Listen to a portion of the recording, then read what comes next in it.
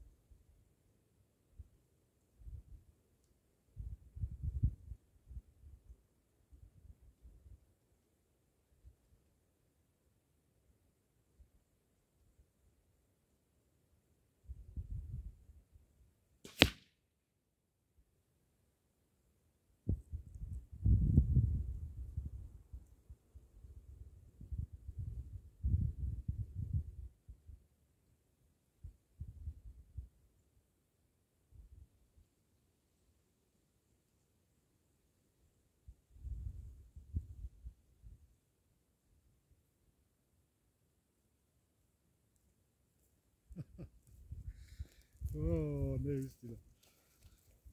Това е, момчета, арбалета е страшен, просто за първи път го пипам, обаче стрелите са отвратителни, не са хубави. Само едната отиде където трябва, е тая.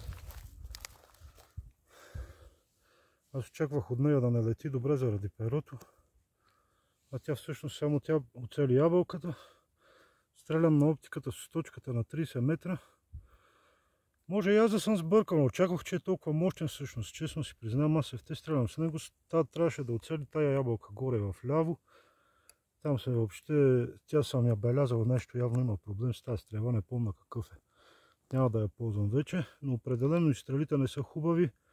Ще се стреля с Black Eagle Zombie Slayer той. Мисля, че най-добре ще му паснат, тези ще бъдат резервни просто. Иначе е абсурдно мощен, чули сте изстрела, колко бързо идва стрелата, нямам думи просто. Това е машината.